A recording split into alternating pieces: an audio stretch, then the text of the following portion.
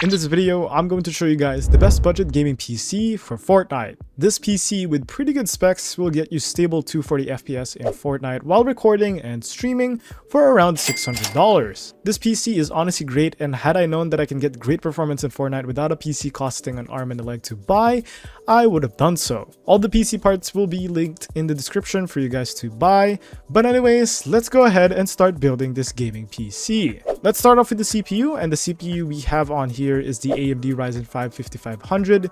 This CPU is awesome and is regarded as one of, if not the best budget gaming CPU in the market. Fortnite is a CPU intensive game, and while this CPU is less than $80, it's definitely one of the better ones to buy if you're on a limited budget. Now there is the Ryzen 5 5600, and it is noticeably better, don't get me wrong, and if you can pick one up for an extra $20, then yeah, go for it. However, this CPU will not disappoint you. If you pair this particular CPU with some of the parts that we're going to be using later on, then you'll understand why this is insanely good. This CPU is typically compared to the AMD Ryzen 5 5600 or Intel's i5 12400, which are definitely faster, but also a little bit more expensive. The Ryzen 5500 is just fine, especially for the build we're going for, and I highly recommend it as a starter CPU for literally everyone.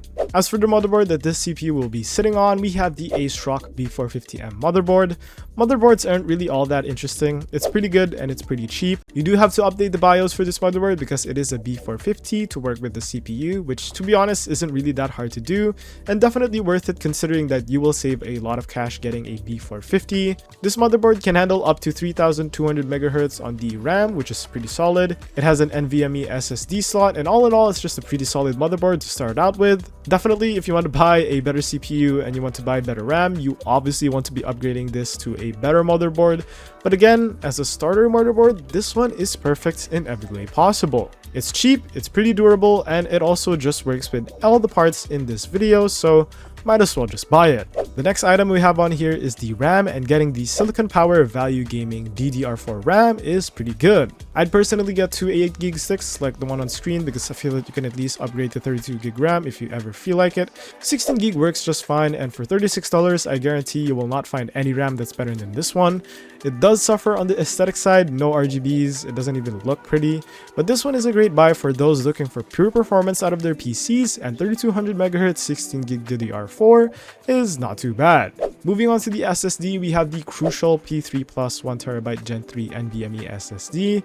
This SSD is so good, it's a lot better than the cheap Kingston and Gigabyte Gen 3s, and it's overall a lot more reliable than some of even the higher end SSDs. I've had this SSD for over 2 years now, and it's still working just fine, loading games and booting up the PC in a matter of seconds. I do recommend getting your own personal hard drive or a SATA SSD if you want more storage, but this NVMe 1TB SSD should be enough and you don't have to worry, especially for a game like Fortnite. The higher end NVMEs oftentimes have RAM inside of the SSD, and while this is definitely good, I don't think it justifies the amount of money you have to spend, especially for a game like Fortnite. Once again, if this SSD is strictly for Fortnite, there's no reason for you to get one of those. Stick to this one, trust me, you will not be disappointed. As for the graphics cards, I've selected the ASRock RX 6600, which is by far the best budget GPU I can find brand new.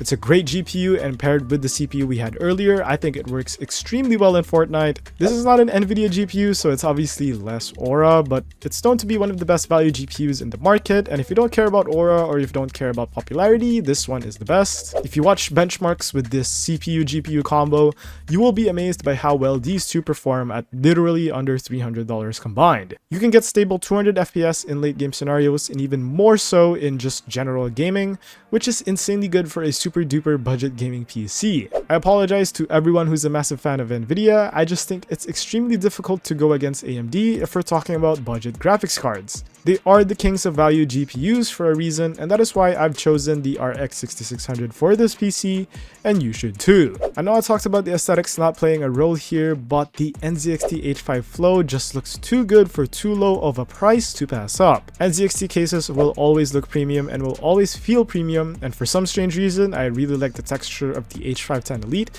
which is also similar to the texture of that of the H5 Flow. While this is mostly an aesthetic thing, I'd definitely buy this case if you want a pretty good looking minimalist gaming PC for $84. Finally, we have the power supply, and we have here the Seasonic Core V2 650 watt power supply. This power supply is fully modular, so don't worry, your cables won't be all over the place like me. 650 watts is more than enough for the RX 6600, and you should be able to upgrade to bigger and better GPUs in the future with this power supply, so definitely do keep that in mind. Seasonic is also a pretty reputable brand, so I highly recommend it. All in all, we've spent a grand total of $637 on this PC, which is insanely good, especially considering the performance you're getting out of this PC. The PC itself looks awesome, the performance of the PC is even better, and the price of the PC is god tier. I can't imagine that you guys would want to buy a budget gaming PC and not at least consider the parts that I mentioned in this video. Once again, those PC parts will be linked in the description for you guys to check out. Thank you for watching, and I will see you all in the next video.